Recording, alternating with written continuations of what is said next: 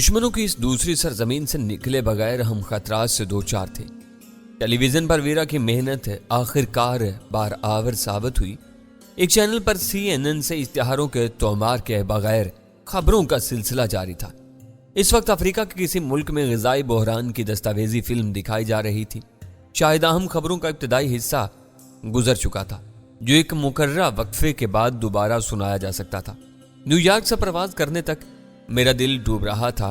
Vera نے میری طرف کروٹ لے کر ہلکی سی مسکراہٹ کے ساتھ کہا، مجھے یقین تھا کہ جینی نے ہم دونوں کے خلاف اپنے کمپیوٹر پر لکھا ہوا خط نشے کی جھونک میں نیو یارک کے پولیس چیف کو فیکس کر دیا ہوگا اور نیو یارک ایئرپورٹ سے ہماری روانگی ناممکن ہو کر رہ جائے گی۔ خدا کا شکر ہے کہ ہم نے تقریباً آدھی مسافت طے کر لی ہے۔ میں اس کے بارے میں کچھ کہوں گا تو پھر تمہارا منہ بن جائے گا۔ ویرا نے ہلکا سا کہکا لگایا اور کہا، تمہیں جو کچھ کہنا ہے دل کھول کر کہو، اب میں برا نہیں مانوں گی۔ ہم نیو یارک سے ہزاروں میل دور ہیں، تم چاہو تو بھی اس جادو گرنی سے ملاقات کی خواہش کو عملی جامہ پہنانے میں کامیاب نہیں ہو سکتے۔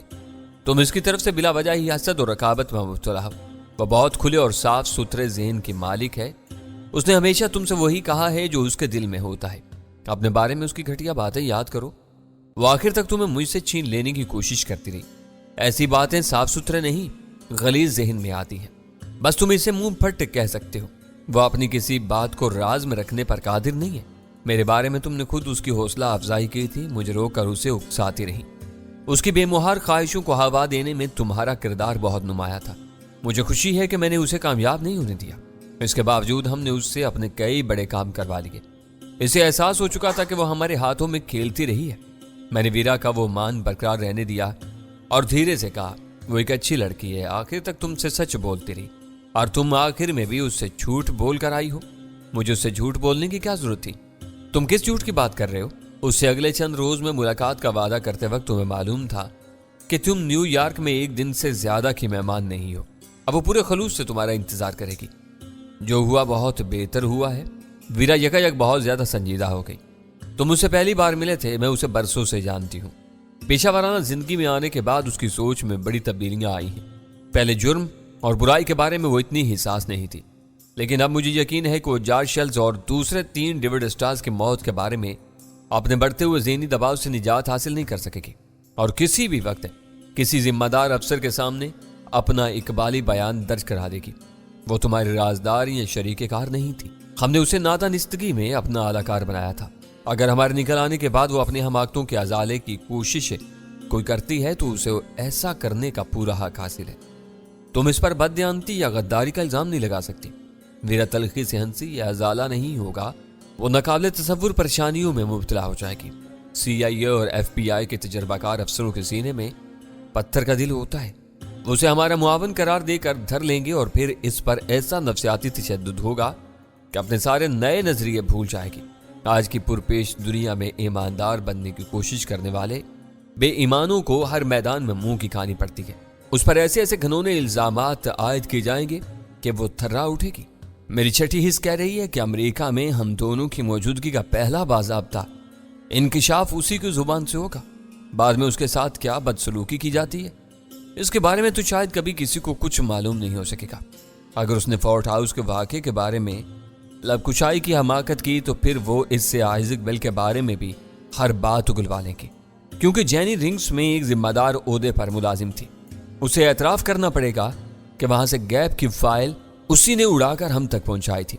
اس کا یہ قصور اس کے مستقبل پر بدقسمتی کی مہر لگا سکتا ہے۔ مجھے تمہاری کسی بات سے اختلاف نہیں ہے۔ اسے کوئی تکلیف پہنچی تو مجھے دکھ ہوگا۔ امریکہ میں وہ ہماری پہلی اور سب سے بڑی حلیف تھی۔ اس نے ہمارا بھرپور ساتھ نہ دیا ہوتا تو ہم آج بھی اندھیروں میں ٹامک ٹوئیاں مار رہے ہوتے۔ یہ حقیقت ہر شبہ سے بالا تر ہے۔ امریکہ میں ہمارے 2 ہی مددگار تھے۔ جینی نے لب کشائی کر کے مصائب کو از خود دعوت نہ دی تو وہ بچ جائے گی، مگر بلیک ڈیڈ کا بچنا محال ہے۔ میں اس کے لیے خود کو دل گرفتہ محسوس کر رہا ہوں۔ ہم نے تنستہ اس کے خلاف کوئی سازش نہیں کی۔ ہم نے پوری نیک نیتی سے اس کے تعاون سے فائدہ اٹھایا۔ آثار و قرائن یہی ہیں کہ وہ جلد ہی مشکلات سے دوچار ہو جائے گا۔ CNN کی نشریات کے بارے میں مختصر سے اشتہاری وقفے کے بعد CNN کی ہیڈ لائن نیوز کا آغاز ہو گیا۔ اس میں CIA کے ہیڈ کوارٹرز میں ہونے والے مہلک دھماکے پر سنسنی خیز انکشافات سر فہرست تھے۔ ہم دونوں خاموشی سے ٹیلی ویژن کی طرف متوجہ ہو گئے۔ خبروں کا انداز حسب معمول ڈرامائی تھا۔ ناظرین کو تجسس میں الجھا کر CNN کا مزید ایک اشتہار دکھایا گیا۔ پھر نیوز کاسٹر نے ورجینیا میں فیئر فیکس کا ذکر کیا اور کیمرہ CIA کے ہیڈ کوارٹرز کے تباہ شدہ حصے پر مرکوز ہو گیا، جہاں 4 ہلاکتوں کے ساتھ 8 افراد زخمی ہوئے تھے۔ ماہرین نے جائے حادثہ کے معائنے اور وہاں سے ملنے والی شہادتوں کے تکنیکی تجزیے سے یہ سراغ لگا لیا تھا کہ اس واردات میں کوئی مسروقہ TNT بیلٹ استعمال کی گئی تھی۔ وہ لوگ بہت تیزی کے ساتھ صحیح نتیجے پر پہنچے تھے۔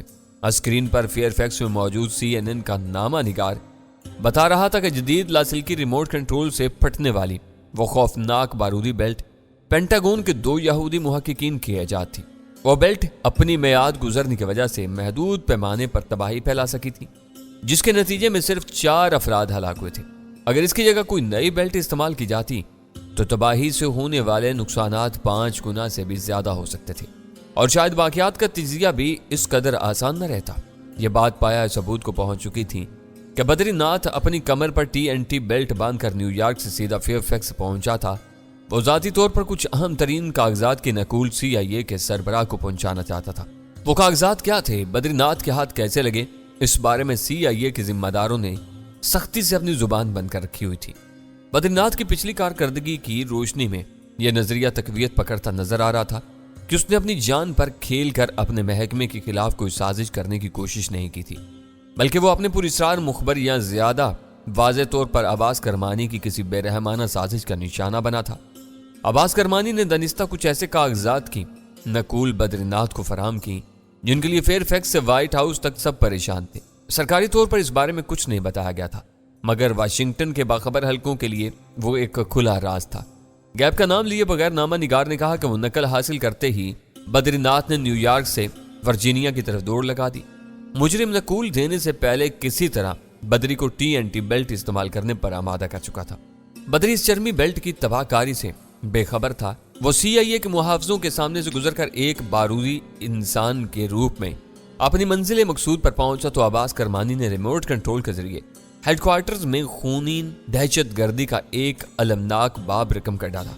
نیو یارک کے فورٹ ہاؤس میں 2 مقتولین پر لیزر گن جیسے خفیہ ہتھیار کے استعمال کے محض 2 روز بعد CIA سینٹر میں TNT بیلٹ کے استعمال نے قومی سلامتی کے ذمہ دار اداروں سمیت پینٹاگون والوں کو ہلا کر رکھ دیا تھا، اور یہ سوال پوری شدت کے ساتھ ابھر کر سامنے آ گیا تھا کہ اہم ترین دفاعی اداروں کے اسلحہ خانوں میں رکھے ہوئے حساس ترین نوعیت کے آلات کی حفاظت کی کیا ضمانت رہ گئی تھی۔ اگر امریکی ساختہ لیزر گن اور TNT بیلٹ کسی مجرم اور دہشت گرد کے ہاتھ لگ سکتی تھی تو پھر جوہری ہتھیاروں کے ذخائر بھی ایسے مجرموں کی دسترس میں تھے۔ وہ امریکہ کے کسی بھی حصے میں کسی وقت دہشت گردی کی تاریخ کا کوئی بدترین مظاہرہ کر سکتے تھے۔ یہ امریکی قوم کی بنیادی خوبی یا خرابی ہے کہ وہ لوگ جب کسی واقعے یا حادثے سے بہت زیادہ متاثر ہوتے ہیں تو پنجے جھاڑ کر اس کے پیچھے پڑ جاتے ہیں، اس کے ہر مثبت اور منفی پہلو کو پوری طرح کھنگال کر رکھ دیتے ہیں۔ الیکٹرانک ریموٹ کنٹرول کے ذریعے چلائے جانے والے مہلک ترین ہتھیاروں کے عدم تحفظ اور قومی سلامتی پر اس کے اثرات کے سوال پر ٹیلی ویژن پر مختلف شخصیات کی آراء کا سلسلہ چل پڑا، جو میرے لیے خشک اور غیر دلچسپ تھا۔ امریکیوں کی انفرادی اور قومی سلامتی سے مجھے کوئی دلچسپی نہیں رہی تھی۔ مجھے بلیک ڈیڈ کی شامت کے نمایاں آثار نظر آنے لگے ہیں۔ وہ بیچارہ اپنی شیخیوں اور ہرزہ سرائیوں کی بہت بھاری قیمت ادا کرے گا۔ میں نے ریموٹ سے ٹیلی ویژن بند کر کے کہا، ابھی تک اس کا نام نہیں آیا۔ سارا زور عباس کرمانی پر ہے۔ ویرا بولی، دعا کرو کہ ہم لوگوں کے پاکستان پہنچنے تک یہ صورتحال اسی طرح الجھی رہے۔ وہ لوگ بہت تیزی سے صحیح سمت میں پیش قدمی کر رہے ہیں۔ فورٹ ہاؤس کے واقعے کی باز گشت پھر سنائی دے رہی ہے۔ اس حوالے سے نیو یارک کی زیر زمین دنیا میں بلیک ڈیڈ خود اپنے نام کو جھنڈے پر چڑھاتا رہا ہے۔ رشوت خور پولیس اہلکار عام حالات میں ان حقیقتوں سے چشم پوشی اختیار کر سکتے ہیں، لیکن اب قومی سلامتی کے سنگین سوال اٹھائے جا رہے ہیں۔ فورٹ ہاؤس میں بیم گن کے استعمال کی بات کھل چکی ہے۔ CIA والے بلیک ڈیڈ کو تفصیلی مشوروں کے لیے کسی بھی وقت اٹھا کر لے جائیں گے۔ جسمانی اور اندرونی ٹوٹ پھوٹ کے نتیجے میں اس نے ہمارا یا پیری کاویل کا نام لے ڈالا تو CIA والوں کا کام بہت آسان ہو جائے گا۔ موجودہ نقصانات کے بعد شاید آئزک بیل کی باتوں پر غور کیا جائے۔ ابھی تک وہ اکلوتا گواہ ہے جو عباس کرمانی کے بجائے ہم دونوں کو ملوث کرنے پر تلا ہوا ہے۔ بدری ناتھ کے راہ سے ہٹ جانے کے بعد بہت کچھ بدل جائے گا۔ اب وہ اپنی کھوپڑیوں سے غور و خوض سے کریں گے۔ بہکانے والے کے ہٹ جانے کے بعد ان کے اخذ کیے ہوئے نتائج صحیح بھی ہو سکتے ہیں۔ شاید اگلے 1-2 روز میں معاملات کی تہہ تک پہنچ جائے۔ امریکی عام طور پر بیوقوف نہیں ہوتے، وہ اپنی ذہانت اور مکاری کے سہارے ہی دنیا پر راج کر رہے ہیں۔ ویرا نے میرے لہجے میں ابہام محسوس کر کے کہا، یہ ہمارے مقدر کی یاوری تھی کہ پچھلے دنوں وہ کسی سدھائے ہوئے گدھے کی طرح ہماری سجائی ہوئی راہوں پر چلتے رہے۔ اس امر میں کوئی شبہ نہیں کہ ان کو بھٹکانے میں بدری ناتھ کلیدی کردار ادا کر رہا تھا۔ CNN والے کاغذوں کی نقول کا حوالہ دے رہے تھے، لیکن خبر میں ایک بار بھی گیپ کا نام نہیں لیا گیا۔ اس کی کیا وجہ ہو سکتی ہے؟ میں نے چونک کر پوچھا۔ گیپ ایک سرکاری کمزوری کا نام ہے، وہ اسے ہر قیمت پر خفیہ رکھنا چاہ رہے ہیں۔ بات زیادہ اچھلے گی تو یہ نام بھی زبان زد عام ہو جائے گا۔ ویرا نے بے پرواہی سے کہا، اب مجھے تھوڑی سی نیند لینے دو، میں پورے سفر میں اعصابی کشیدگی میں مبتلا رہی ہوں۔ تم ایش کرو، میں ذرا کراچی کی خیر خبر لے لوں۔ اپنے چکروں میں ہم انہیں بھول ہی گئے ہیں۔ صاف کیوں نہیں کہتے کہ انہیں اطلاع دے کر کراچی میں اپنے استقبال کا بندوبست کرانا چاہتی ہو؟ وہ تینوں جلوس کی صورت میں ایئرپورٹ پہنچائیں گے۔ کسی وقت اپنی ذات کے کھول سے باہر نکل کر ڈھنگ کی بات بھی سوچ لیا کرو۔ یہ کام تمہارے ذمہ ہے، بس اب مجھے ڈسٹرب نہیں کرنا۔ اس نے کروٹ لے لی۔ میں نے اپنی رسٹ واچ پر نظر ڈال کر اندازہ لگایا کہ غزالہ اور سلطان شاہ کے لیے وہ بہت سویرا تھا۔ وہ دونوں فلیٹ میں فرصت اور فراغت کے دن گزار رہے تھے۔ انہیں صبح سویرے بستر سے اٹھانا مناسب نہیں تھا۔ اول خان کو اس وقت اپنے دفتر میں موجود ہونا چاہیے تھا۔ اسی سے کچھ کھلی کھلی باتیں کر کے میں اپنے دل کا بوجھ ہلکا کر سکتا تھا۔ میں نے آپریٹر کو جو ہی پاکستان کا نمبر بتایا، اس نے متذبذب مگر مہذب لہجے میں کہا، سر آپ ٹرانزٹ میں اپنے ایئر لائن کے مہمان ہیں، مگر وہ اس فون کال کی ادائیگی نہیں کریں گے۔ ان کی ذمہ داری کمرے اور ناشتے تک محدود ہے۔ مس تم فکر نہ کرو، کال کی ادائیگی میں خود کروں گا، تم جلدی سے نمبر ملا دو۔ چند ثانیوں میں کال مل گئی اور اول خان کی چہکتی ہوئی آواز میرے کانوں میں آئی، تم کہاں غائب ہو؟ اتنے لمبے وقفے کے بعد کراچی کا خیال آیا ہے؟ سچ پوچھو تو ہر وقت کراچی ہی کا خیال رہتا ہے، یہاں پڑے پڑے طبیعت اکتا چکی ہے۔ پڑے پڑے؟ اس نے حیرت سے دہرایا، تو کیا تازہ خبروں سے تمہارا کوئی تعلق نہیں ہے؟ ان میں تمہارے دوست کا نام بھی اچھالا جا رہا ہے۔ وہ یقینی طور پر فیئر فیکس کا حوالہ دے رہا تھا۔ میں نے متانت سے کہا، تعلق نہ ہوتا تو اس وقت تم سے بات نہ کر رہا ہوتا۔ اس واقعے نے قدم اکھاڑ دیے ہیں۔ خدا خیر کرے، یہ تم کیا کہہ رہے ہو؟ میرے جواب پر اول خان دہل گیا، تمہارا واپسی کا کیا پروگرام بن رہا ہے؟ میں ہنس پڑا، تم بالکل ٹھیک سمجھے ہو۔ آستین کے سانپ کو مار لینے کے بعد وہاں سے نکلنا ناگزیر ہو گیا تھا۔ اس وقت میں ٹرانزٹ پر لندن میں ہوں۔ شام کی پرواز سے ہم دونوں کراچی آ رہے ہیں۔ اب تم سے وہیں تفصیلی ملاقات ہوگی۔ اوہ، تو تم لندن آ چکے ہو؟ تم نے دل خوش کر دیا میرا یار۔ تم جتنی تیزی دکھا رہے تھے اس کے بعد تمہیں وہاں سے نکل ہی آنا چاہیے تھا۔ کہو تو میں گاڑی ایئرپورٹ بھیج دوں؟ اس کے آخری سوال پر میرا دل بجھ گیا۔ کیوں؟ کیا تم نہیں آؤ گے؟ تم چاہو گے تو سر کے بل آؤں گا، مگر میرا مشورہ ہے کہ مجھے نہ بلاؤ۔ تمہاری آمد خاموشی اور رازداری کے ساتھ ہونی چاہیے۔ بہتر ہوگا کہ تم دونوں الگ الگ ہی آؤ۔ تمہاری باتوں نے مجھے فکر مند کر دیا ہے۔ وہاں خیریت تو ہے نا؟ بس خیریت ہی سمجھو۔ میں یہ مشورہ احتیاطاً دے رہا ہوں۔ کل تمہارے فلیٹ کے قریب 2 مشتبہ آدمی منڈلاتے ہوئے نظر آئے تھے۔ میرے آدمیوں کی باز پرس سے پہلے ہی وہ خطرہ بھانپ کر کہیں رپوش ہو گئے۔ میں نہیں چاہتا کہ تم واپس آتے ہی کسی دشواری میں پڑ جاؤ۔ میں تمہارا مشکور ہوں۔ کسی کو ایئرپورٹ آنے کی ضرورت نہیں، ہم دونوں الگ الگ ٹیکسیوں سے خود ہی گھر پہنچائیں گے، وہیں ملاقات ہوگی۔ تمہارے دونوں ساتھی بے وقوف اور جذباتی ہیں، ہر خطرے کو بالائے طاق رکھ کر ایئرپورٹ پہنچنے کی کوشش کریں گے۔ میں نے تمہاری واپسی کی اطلاع نہیں دوں گا۔ اچھا ہوا کہ تم نے مجھے مطلع کر دیا۔ یہ سمجھ لو کہ اس وقت فون پر ہماری کوئی بات نہیں ہوئی، اب رات ہی کو ملاقات ہوگی۔ اول خان سے وہ مختصر سی گفتگو کر کے میں نے فون بند کر دیا۔ میں ریسیور رکھتے ہی دوبارہ فون کی گھنٹی بج اٹھی۔ میں نے چونک کر ریسیور اٹھا لیا۔ دوسری طرف ہوٹل کی آپریٹر موجود تھی اور مجھے یہ بتانا چاہ رہی تھی کہ ہوٹل کے سروس چارجز وغیرہ ملا کر اس کال کی مالیت 5.25 پاؤنڈ بنی تھی۔ کیا وہاں کوئی گڑبڑ ہے؟ ویرن تھکی ہوئی آواز میں سوال کیا۔ میں نے اول خان سے جو کچھ سنا تھا وہ اس کی گوش گزار کر دیا۔ بستر میسر آنے پر مجھے بھی شدت سے نیند کی ضرورت کا احساس ہو رہا تھا۔ کمرے میں اندھیرا کرنے کے چند منٹ بعد ہی میری آنکھ لگ گئی۔ 4:30 بجے آپریٹر نے کال کے ذریعے ہمیں بیدار کیا تو میرے لیے آنکھیں کھولنا دشوار ہو رہا تھا، مگر مجبوری تھی۔ ہم دونوں جلد ہی منہ ہاتھ دھو کر تیار ہو گئے۔ شکن آلود لباس کی تبدیلی کی کوئی گنجائش نہیں تھی۔ آئینے میں اپنا سراپا درست کرتے ہی ہم نے کمرہ چھوڑ دیا۔ ہوٹل کے وسیع و عریض ڈائننگ ہال میں مسافر تیزی کے ساتھ جمع ہوتے چلے گئے۔ ان کی تعداد اتنی قلیل تھی کہ سب لوگ ہال کے ایک گوشے میں سما گئے۔ ہوٹل کی انتظامیہ نے ہمارے ناشتے کے حال میں سیلف سروس کی صرف ایک ہی میز سجائی تھی۔ مسلمانوں کے مذہبی گھرانوں کے سوا دنیا بھر میں کہیں بھی سحر خیزی کی روایت اب موجود نہیں رہی ہے۔ جو لوگ منہ اندھیرے اٹھتے ہیں وہ کسی ذاتی کاروباری یا ملازمت کی مجبوری کی وجہ سے اٹھتے ہیں، ورنہ دنیا کی بیشتر آبادی اپنی سہولت کے مطابق دیر سے اٹھنے کی عادی ہوتی چلی جا رہی ہے۔ لندن جیسے شہر میں صبح کے 4:45 بجے بیدار بلکہ تیار ہو کر ناشتے کی میز پر پہنچنا میرے لیے ایک خوشگوار تجربہ تھا۔ شیشے کی شفاف دیواروں سے باہر ہوٹل کے احاطے میں لگے ہوئے رنگا رنگ پھولوں کے تختے مصنوعی روشنی میں عجیب بہار دکھا رہے تھے۔ اس وقت آسمان پر اندھیرے کا راج تھا، اس لیے احاطے میں لگے ہوئے بلب اور اسٹریٹ لیمپ بدستور روشن تھے۔ رات کو ہونے والی بارش تھم چکی تھی۔ مجھے توقع تھی کہ ہوٹل کی آرام دہ فضا سے باہر نکلتے ہی صبح کی کاٹ دار ہوائیں ہمارے استقبال کریں گی۔